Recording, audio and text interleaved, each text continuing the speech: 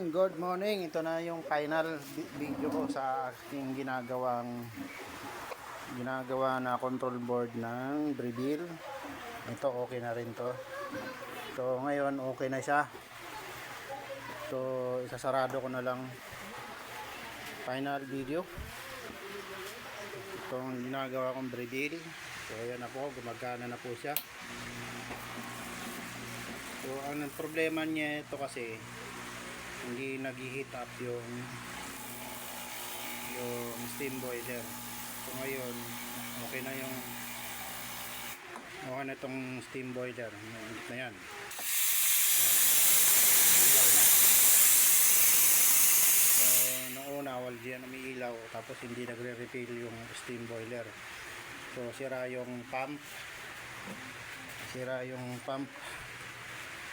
Ito, sinira niya itong pump na to, tapos sira din yung triac board, may sira din dito. So hindi ko alam kung bakit nasira yung main board eh. So nangyari kasi, so nagawa napalitan ko na yung mga spare part dito sa board ng ito yung triac board. So napalitan na yan ng mga pyesa. So halos lahat na ng laman ng board na yan ay natanggal ko na, napalitan ko na lahat. Maliban mayroon ako isang pinalitan dito na resistor, yung maliit, pinakamaliit, yung SMD na resistor. So pinalitan ko din. Tapos hindi pa rin siya nagre-refill, hindi pa rin siya nag-heat up. Kasi ang nangyari, pag hindi ito nag-refill ang steam boiler, hindi rin mag-heat up. So ang supply niya, nagkakaroon siya ng supply, pero sa dalawang triac hindi stable yung kuryente niya. Isa lang ang stable. So kaya tinignan ko itong mainboard kahapon.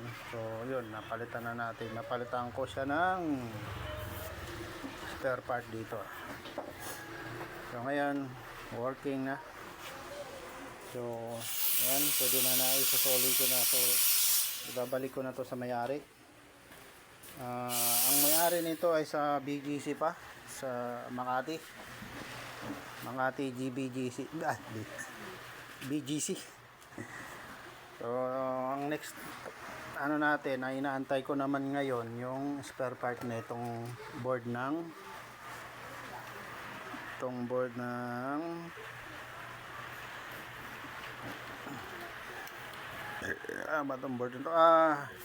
ng roaster machine. So inaantay ko siya na dumating.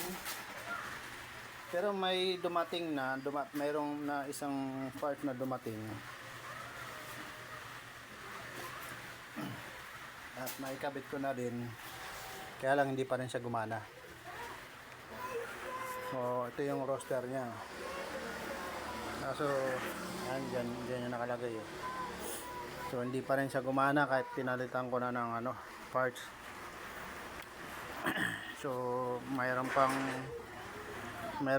trial na iba na parts. So ayun, next episode ulit, kasi mag-aantay ulit ako ng parts para dito. So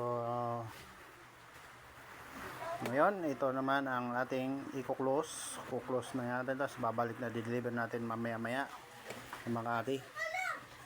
So kasi okay na siya. So okay, final my video. Thank you for watching. Sana po ay panoorin ang aking video at i-like and share. At salamat po sa mga nagpagawa sa akin. Salamat po sa mga tiwala. At meron pa akong gagawin. At ito for pick up. So yun. Okay, thank you.